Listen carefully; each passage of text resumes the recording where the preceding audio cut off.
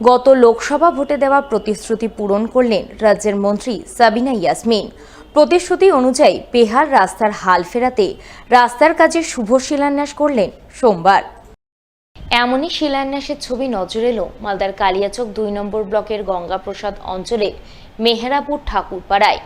এদিন ঠাকুরপাড়া কাঠের মিল থেকে সবজিপাড়া পর্যন্ত তিনি ৬২৫ মিটার রাস্তার কাজের আনুষ্ঠানিক সূচনা করেন।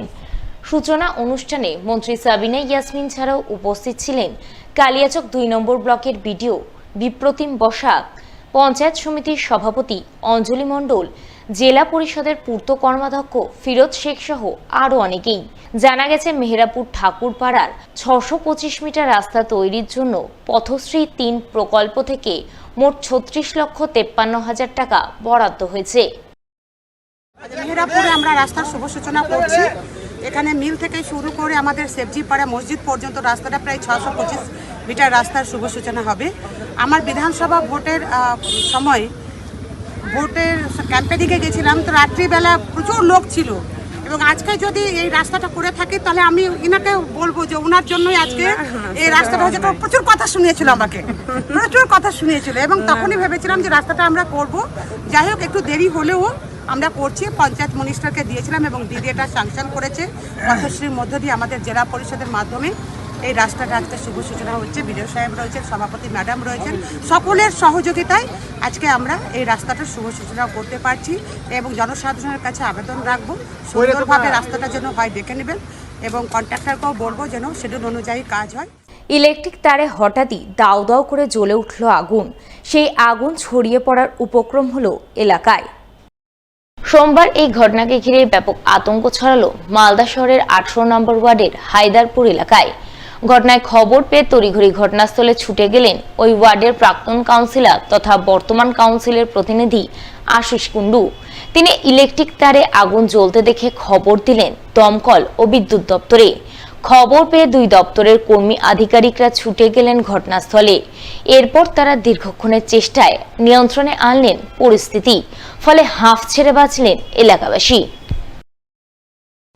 আজকে হঠাৎ করে দুপুরবেলা আমাদের এই এনসিসি অফিসের পাশে হায়দারপুরের যে ইদারার গলি, সেই গলিতে ইলেকট্রিক পোলে তার থেকে কন্টিনিউয়াসলি আগুন ফ্ল্যাশ হতে থাকে এবং অদ্ভুতভাবে ফ্ল্যাশ হতে হতে একটা করে করে ব্রাঞ্চ পড়তে থাকে মাটিতে এবং বিভিন্ন আগুনের ব্রাঞ্চগুলো লোকের বাড়িতে ঢোকার উপক্রম যখন হয় তখন এলাকার মানুষ স্বাভাবিকভাবেই সবাই মিলে আতঙ্কিত হয়ে ওঠে।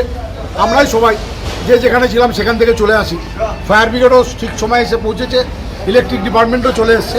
আমাদের আগুনটা নিভানোর ব্যবস্থা ফায়ার ডিপার্টমেন্ট করে দিয়েছে। এবার ইলেকট্রিক ডিপার্টমেন্টের লোকরা আবার ইলেকট্রিকটা যাতে রিস্টোর হয় সে ব্যবস্থা করছে। সোমবার ৮ই জুলাই শ্রমিক দরদি জননেতা তথা পশ্চিমবঙ্গের প্রাক্তন প্রয়াত মুখ্যমন্ত্রী জ্যোতি বসুর ১১১তম জন্মদিবস।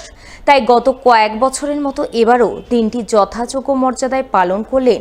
প্রয়াত জননেতার প্রতি শ্রদ্ধাঞ্জলি নিবেদন করলেন সিটু প্রভাবিত মালদা জেলা জনপথ পরিবহন শ্রমিক ইউনিয়নের নেতাকর্মীরা।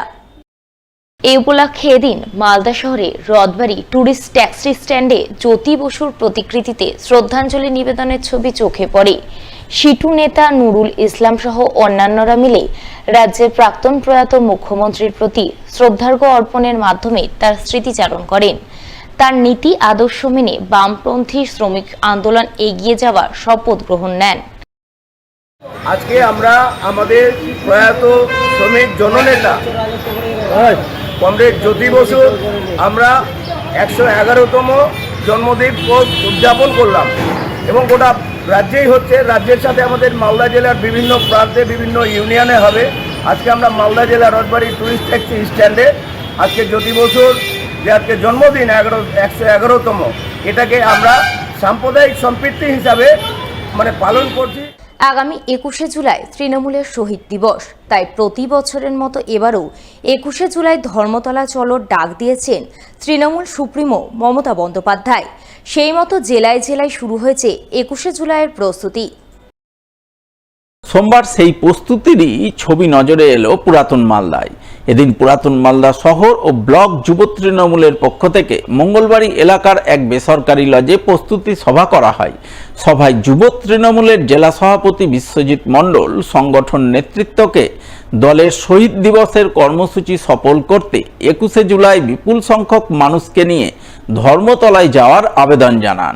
সেই সঙ্গে যে সমস্ত মানুষ শহীদ সমাবেশে অংশ নেবেন তাদের যাওয়া, খাওয়া ও থাকার বিষয়ে এক প্রস্ত আলোচনা হয় বলে জানা গেছে। 21শে জুলাই শহীদ দিবস ধর্মতলা চলোকে কেন্দ্র করে মালদা জেলা তৃণমূল যুব কংগ্রেস আজকে ওল্ড মালদা শহর ও ওল্ড মালদা গ্রামীণ এই দুটি ব্লককে নিয়ে আমরা আজকে প্রস্তুতি সভা করছি। এবং যেহেতু আমরা মালদা থেকে প্রচুর সংখ্যক তৃণমূল কংগ্রেস সমর্থকরা কলকাতা থেকে যায়, তাদের যাওয়ার আসার মানে থাকার সম্পূর্ণ ব্যবস্থা নিয়ে একটা বড় একটা দায়িত্ব থাকে আমাদের উপরে।